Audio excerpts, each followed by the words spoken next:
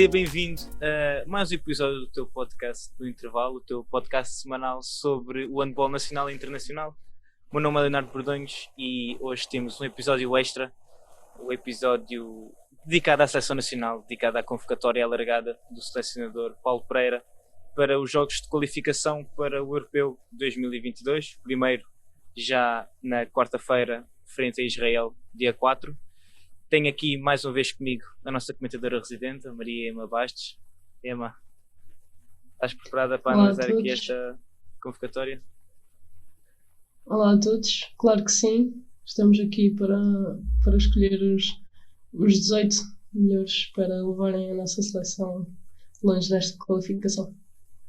Exatamente, uma convocatória alargada, são 35 os nomes que o selecionador Paulo Pereira decidiu escolher para esta lista alargada. Ele próprio disse na conferência de imprensa da apresentação que são muitos nomes exatamente devido à pandemia, devido a tudo aquilo que pode acontecer, e portanto ele preferiu ter uma lista um pouco mais alargada com vários nomes, penso que 5 nomes para cada posição, de forma a que caso exista algum problema com algum destes atletas, os outros já saibam, e assim é mais fácil saber, porque os próprios atletas já sabem que estão em condição possivelmente serem chamados à seleção. Ema, olhamos para estes 35 nomes, algumas surpresas, alguns nomes que não estávamos à espera. Sim, sem dúvida que o facto de o Paulo Pereira ter jogado pelo seguro, digamos assim, permitiu aqui fazer uma seleção bastante alargada e aconteceu o aparecimento de bastante jovens com talento, que nós já reconhecemos, mas muitos chamados pela primeira vez a esta seleção, e de facto vemos o futuro desta seleção lá com um bom caminho. Exatamente, vários nomes que já ouviste aqui neste podcast no intervalo, especialmente quando se fala dos atletas jovens. Acho que então podemos começar com a lista, e assim vamos comparando os teus 18 com os meus 18. Começamos pelos guarda-redes, e os 5 escolhidos por Paulo Pereira para esta lista alargada foram Gustavo Capdeville, Diogo Valério, Humberto Gomes, Alfredo Quintana e Manuel Gaspar. Ema, destes 5, quem é que achas que são os 2 que partem para a convocatória final? 2 ou mais? 2? Agora deixaste-me aqui um bocado baralhada. Até posso levar os 5. Pois podes, exatamente. Pronto, eu acho que eu optaria por 3 guarda-redes e as minhas escolhas vão de encontro ao que tem sido habitual. Apesar de termos aqui Manuel Gaspar e Diogo Valério, 2 jovens com muito potencial, eu levaria os outros 3. O Alfredo Quintana, acho que não é preciso qualquer tipo de justificação. O Humberto Gomes, apesar da sua idade, porque a idade não, acaba por ser uma mais-valia, principalmente nesta posição. É um guarda-redes muito experiente e ele mostrou isso e bem no europeu, e acho que continua a merecer representar o nosso país. E a terceira opção seria o Gustavo Capdeville, porque aquilo que tem feito, já tem aparecido na seleção, ainda pouco, ainda é muito jovem, mas tem estado muito bem, mesmo nesta época no Benfica ele tem mostrado o porquê de ter sido a opção em vários estágios do selecionador. Eu concordo, eu disse 2 porque na minha lista inicial tinha 2, tinha apenas o Alfredo Quintana e o Gustavo Capdeville. O Diogo Valério não tenho acompanhado muito por estar fora, por estar a jogar na Alemanha, e que portanto acaba por passar assim um bocadinho por baixo do radar. Mas acho que sim, eu concordo contigo, e eu também tenho Gustavo Capdeville, Humberto Gomes e Alfredo Quintana.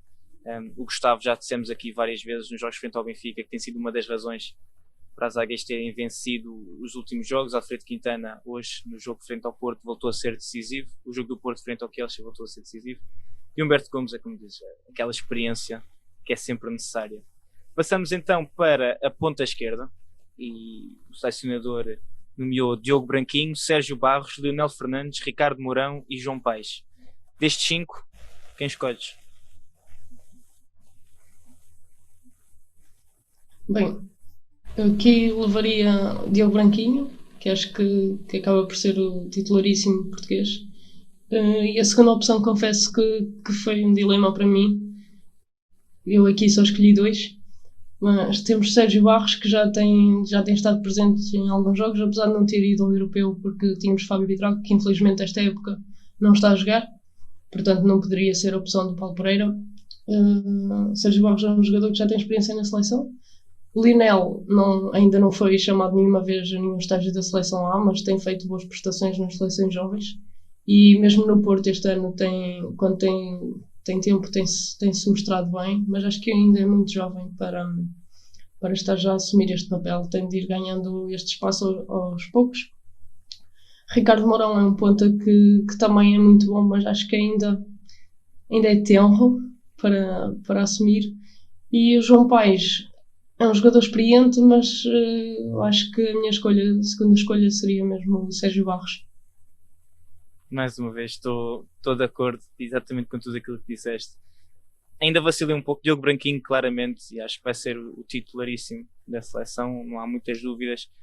Neste momento, tendo em conta o Lionel, tal como disseste, um atleta ainda jovem, e apesar de ter dado provas tanto nas seleções nacionais jovens como no Futebol Clube do Porto, acho que ainda precisa de ganhar mais alguma pedalada no bom sentido, mais alguma experiência.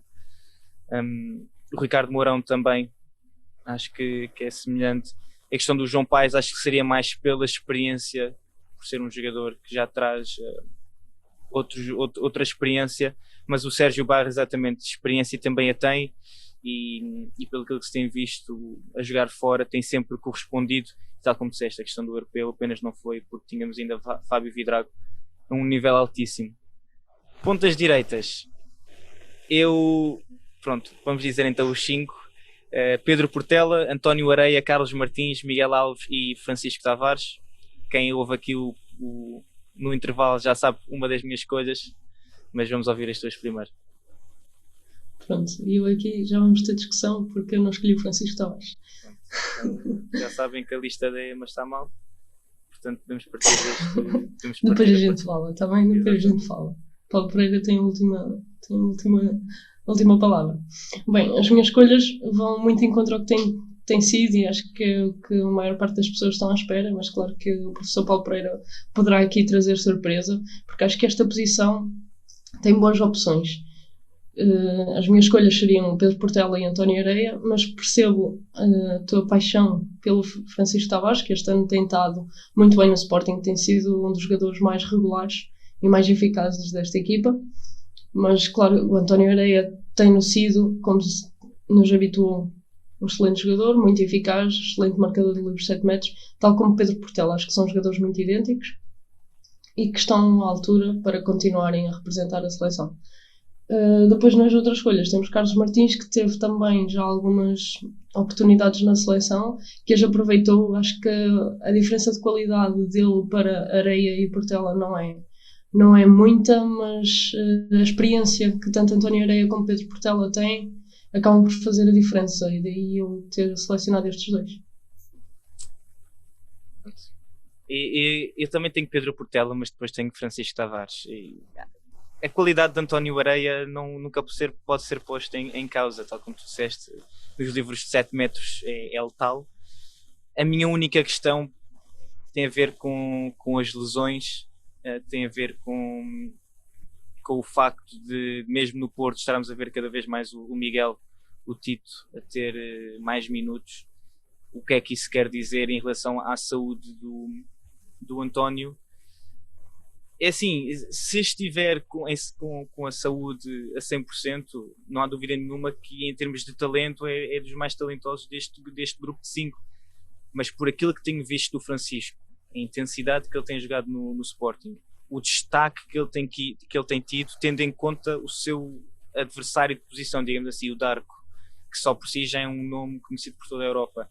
Livros de 7 metros, Francisco também tem sido letal pelo Sporting. Portanto, e acho que é um jovem que tem uma velocidade incrível em tudo o que seja transições, ele destaca-se, e na minha opinião acho que por aquilo que tem feito até agora merecia a chamada, mesmo que não seja chamado no final ao Mundial, e Paulo Pereira decide então optar pelo Pedro Portela e pelo António Areia. Acho que, tendo em conta aquilo que ele tem feito agora, mesmo para o próprio Paulo Pereira ver aquilo que o Francisco é capaz de fazer, acho que merecia a chamada.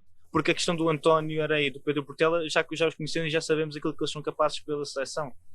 E acho que ver o Francisco nesse contexto também iria dar, mesmo porque, tal como a razão para esta lista ser assim tão longa, porque imagina que chegamos a janeiro e ou o Portela ou o Areia está lesionado.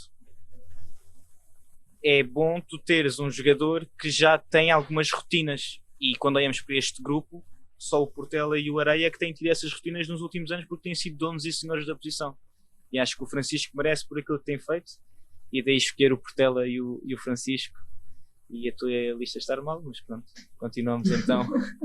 Seguimos para a próxima posição, né, posição de pivô, e aqui acho que os nomes são todos os conhecidos: Alexis Borges, Luís Frade, Tiago Rocha, Daimar Salina e Vítor Iturriza. Emma, os teus. Tenho limite de escolha aqui nesta posição. Tens 5. Mais do que esses, pronto, acho que... Eu escolhi 4. Eu tive de escolher 4 porque nesta posição nós não estamos a selecionar apenas pivôs, estamos a selecionar defensores. E nestes 5 nós temos 4 defensores, isto porque o Tiago Rocha não o é. Mas apesar disso, Tiago Rocha é o capitão da seleção e é muito bom ofensivamente, não há dúvidas disso, e continua a ter qualidade para representar a nossa nação, e é uma das minhas escolhas.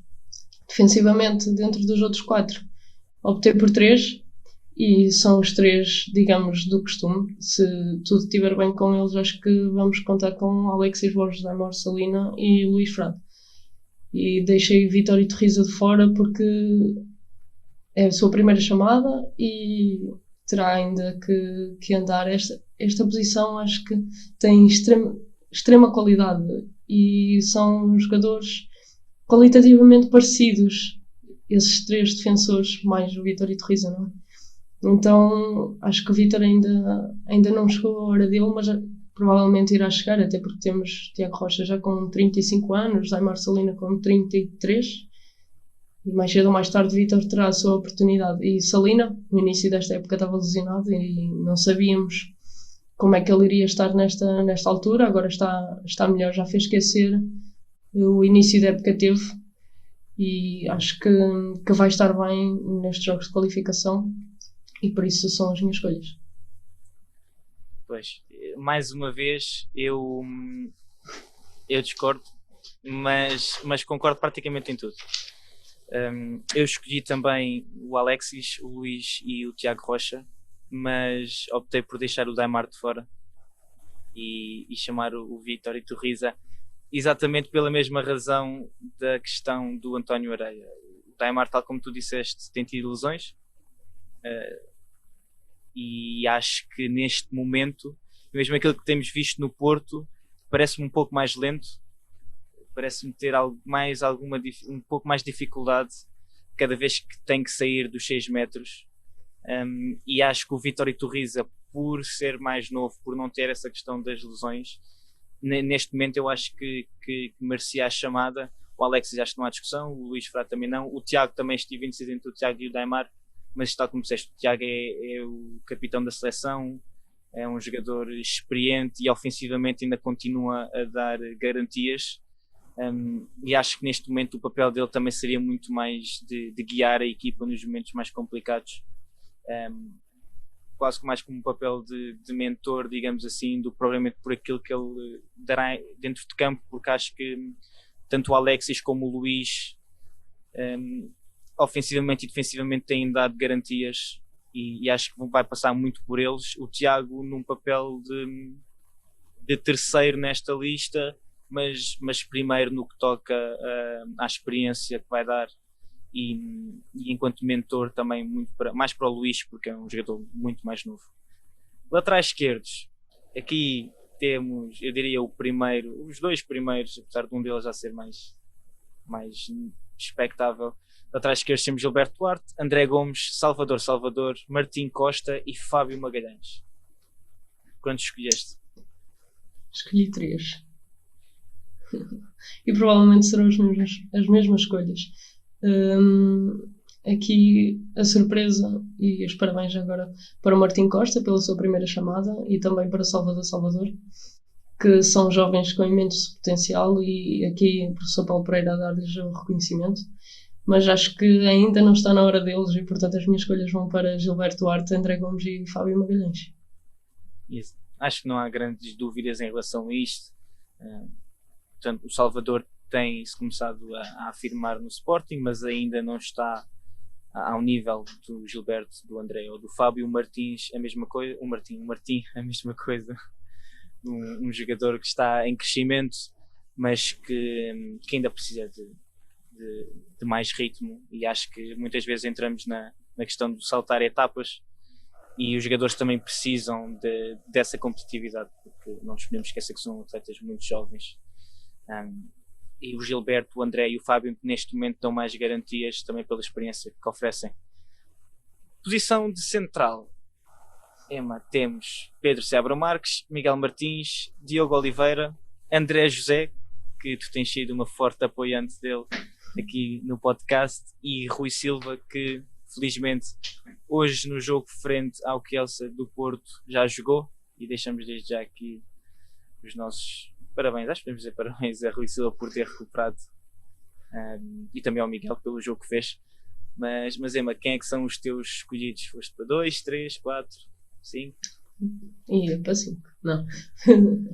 Escolhi 2 e isso depende muito do que vi hoje no jogo do Porto, porque não sabíamos até então se podíamos contar com Rui Silva ou Miguel Martins, e foram os dois a minha escolha. Sem dúvida que são os melhores centrais que nós temos. Tanto o Rui Silva como o Miguel Martins são o cérebro do Porto e da seleção, e por isso serem as minhas escolhas. No entanto, se não pudéssemos contar com eles, que era uma indecisão que nós tínhamos até o dia de hoje, seria a minha outra escolha, Pedro Seabra. Isto porque Diogo Oliveira e André José são jogadores jovens, e quero dar já os meus parabéns ao André José, com 19 anos ser chamado à seleção A é muito bom, e mostra o reconhecimento que ele merece, que tem sido o jogador mais do ABC numa primeira divisão, e merece esta chamada, mas obviamente que ainda não estará apto para assumir este papel com mais responsabilidade. Claro que ser chamado a um estágio já é uma responsabilidade muito grande, mas ainda terá de esperar pela sua hora. Diogo Oliveira também é um central de muita qualidade, ainda jovem, e esta chamada demonstra que o estão a ver e que sabem do potencial dele, e acho que mais cedo ou mais tarde ele irá entrar naturalmente nesta seleção.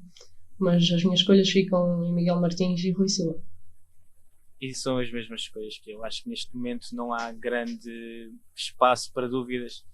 Miguel Martins, pelo jogo que fez hoje e por tudo aquilo que demonstra, pela velocidade, pela explosividade com que joga, e nota-se no Porto. E Rui Silva, eu já disse e repito, acho que é o central mais subvalorizado neste momento na Europa, por tudo aquilo que oferece tanto a Portugal como pela seleção, tanto no ataque como na defesa. Se estiver saudável, então para mim é de caras o central desta seleção. E também, se caso aconteça alguma coisa, bate na madeira, também iria para Pedro Seabra Marques, por aquilo que fez no Benfica, por aquilo que tem feito até agora no Águas Santas, que é uma das equipas também em melhor forma do Campeonato Nacional Placar 1. Última posição, lateral direito. Emma, João Ferraz, Belón Moreira, Jorge Silva, Ángel Hernández e Diogo Silva. Bem, isto, como nós comentámos em off, é uma posição um bocadinho complicada de fazer escolhas, porque não é, ao contrário, por exemplo, da posição de pivô, que nós temos uma escolha difícil, mas fácil ao mesmo tempo de fazer. Aqui é difícil mesmo por não termos aqueles laterais direitos de sonho, digamos assim. Exatamente. Então, as minhas escolhas, primeira escolha foi João Ferraz, por ser o lateral direito, acho que mais regular na seleção. Ele fez um europeu bom e tem estado bem na Suíça, embora ele teve lesionado agora há pouco tempo. Eu não sei como é que ele está, mas calculo que já esteja a 100%, e por isso seria uma das minhas escolhas. A segunda escolha foi muito difícil, mas eu acabei por optar por Belón Moreira. Eu pessoalmente gosto muito dele, que acho que é um lateral direito com cabeça de central e lê muito bem o jogo, e apesar de não oferecer muito remate exterior, que estamos habituados no lateral, acaba por dar muitas opções. Então foi a minha segunda escolha. Isto porque Diogo Silva é um bom lateral, mas ainda está verde, digamos assim. Mesmo no Porto nós vemos isso ainda, mas ele vai sem dúvida acabar por ganhar o espaço dele, e acho que vamos ter um lateral direito que estamos a precisar nesta seleção portuguesa com Diogo Silva. Quanto ao Ángel Hernández, eu não sei, não tenho acompanhado o campeonato onde ele está. Estava bem o ano passado cá no Porto, mas também ainda não sei se será a altura dele. O próprio Paulo Pereira, em relação às escolhas,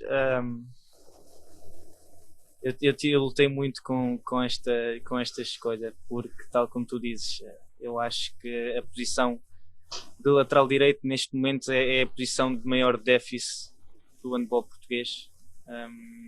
Não que estes jogadores não tenham qualidade, claramente que têm, nós estamos a falar do topo do handball nacional, mas Diogo Silva, concordo com o Pizzo, acho que pelo que temos visto no Porto ainda precisa de ganhar mais algum ritmo, o que é interessante, entre aspas, porque estamos a falar de um jogador que tem se destacado pelas seleções nacionais jovens em várias competições europeias, mundiais, melhor marcador, melhor jogador, e este ano, e mesmo no Célia, na época passada, bateu-se bem na Liga dos Campeões, no campeonato, e portanto este início da época que temos visto é um pouco estranho, digamos assim, porque a qualidade está lá, mas acho que pelo que ele tem feito até agora não o colocaria no meu lote de escolhidos. Ángel Hernández é igual àquilo que tu disseste, não o tenho acompanhado. O próprio selecionador Paulo Pereira, achei engraçado, disse que ele já estava a começar a defender. É bom, porque é menos uma substituição de defesa-ataque que temos que fazer.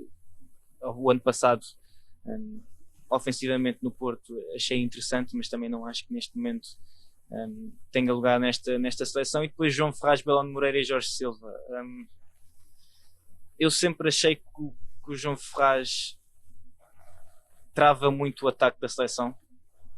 É a minha opinião pessoal, por aquilo que tenho visto. Sempre achei que a bola, quando chega ao João, para, e muitas vezes bloqueia a circulação do ataque. E há alturas em que é necessário uma circulação mais rápida e ele muitas vezes para tentar resolver, e muitas vezes corre mal. Apesar da qualidade que tem e do destaque que tem tido neste início de época na Suíça, acho que, tal como disseste, o Belón tem cabeça de central, e apesar de não te oferecer esse remate exterior, oferece muito mais, oferece essa velocidade na circulação, essa penetração a X metros, cabeça para saber o que fazer nos momentos-chave. E acho que o Jorge Silva tem esse remate exterior, é um jogador experiente, também com experiência de campeonatos estrangeiros, e parece-me que não trava tanto o jogo ofensivamente, e parece-me um jogador mais de equipa. E acho que quando temos jogadores que individualmente têm essa capacidade de decisão e de se destacar na lateral esquerda e a central, eu, a lateral direito, prefiro um jogador que, apesar de talvez não se destacar e não ir ser o melhor jogador em campo, não ser o ponto focal do ataque, sei que também não vai ser pior, entre aspas, parte do ataque. Um jogador que vai cumprir e que pode não marcar golos, mas vai fazer com que os seus colegas de equipa marquem golos. E portanto eu iria para o Belón e para o Jorge Silva, com o João em terceiro lugar, mas um terceiro lugar muito próximo do Jorge, exatamente por isso, porque acho que há momentos em que ele trava um pouco o jogo ofensivamente, e há alturas em que se vê a equipa a circular bem a bola e depois chega e ele vai para um e ou falha, ou que é normal, mas ou falha, ou acaba por fazer uma falha técnica, e eu preferia neste caso o Belón Moreira e o Jorge Silva. São estes então os nossos escolhidos, mas eu sei que tu tiveste muita dificuldade a escolher estes 18, e portanto aquilo que eu te pergunto é, de todos os outros que não escolhemos, quais é que achas que estão ali mesmo preparadíssimos para entrar? Sei que já os disseste, mas assim, para relembrar, quem é que achas que está ali mesmo no limite e que pode muito bem entrar já na próxima convocatória? Pronto, voltando assim um bocadinho pela ordem das posições para ser mais fácil, acho que na baliza tanto Manuel Gaspar como Diogo Valério têm dado provas que podem ser opção na seleção A. São jogadores muito jovens, mas que já têm tido muita responsabilidade nos últimos anos de competição. E o Manuel Gaspar, nós vemos isso no Sporting, Diogo Valério, tínhamos visto quando estava cá, e mesmo na Alemanha já tem assumido um papel muito preponderante, e isso é bom. Acabam por ser jovens já com alguma experiência dentro de campo, e acho que estão prontos, tanto um como o outro, para ingressarem quando forem chamados. Falando aí nos pontas, claramente que, como eu disse, o Diogo Branquinho era a primeira opção, e ali na segunda eu já tive alguma dificuldade. Isto porque acho que o Lionel a qualquer momento poderá assumir este papel que assume no Porto, não é? De ser a segunda opção atrás de Diogo Branquinho. E acho que ele tem dado mostras disso, até porque o Diogo Branquinho este ano tem estado ligeiramente abaixo da época passada, na minha opinião, e o Lionel tem tido mais tempo de jogo e tem aproveitado isso e tem mostrado a sua qualidade. Acho que será aquela opção mais próxima para entrar nesta seleção lá. Na ponta direita temos o Carlos Martins, que já não seria surpresa, mas falando dos jovens que estarão prontos, nós vamos dar porrada hoje os dois também. Eu vou falar no Tito, porque eu tenho gostado muito dos jogos que ele tem feito no Porto. Ele tem o António Areia, e tem tido o tempo dele, e quando tem, ele tem sido eficaz, tem sido tanto defensivamente como ofensivamente, e mesmo nos livros de 7 metros tem estado à altura, e acho que é um jogador ligeiramente mais maturo do que Francisco Tavares. Não me batas, mas seria a minha opção.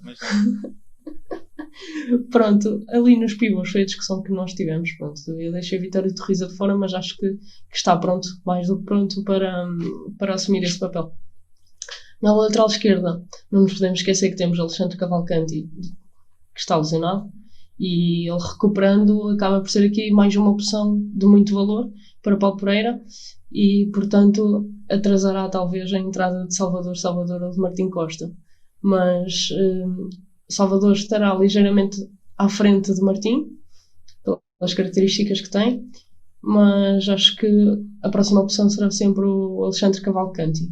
Mas só uma pergunta em relação a essa posição de lateral esquerdo, porque realmente, olhando agora, Gilberto Duarte, André Gomes, Salvador, Martim Costa e Fábio Magalhães. Pensando que destes 5, se colocamos o Alexandre 6, vão 3. De Gilberto Duarte, André Gomes, Fábio Magalhães e Alexandre Cavalcanti, quem é que tu achas que cai? Pergunta para bingo. É que... Provavelmente, neste momento eu vou-te responder sempre o Alexandre Cavalcanti. Não, estou a dizer em condições normais. Condições normais, todos saudáveis. É que eu nem, honestamente, não me lembrei do Alexandre, exatamente porque ele está lesionado, mas Sim. É um daqueles problemas bons para se ter. É um bocadinho, sim. É um problema bom.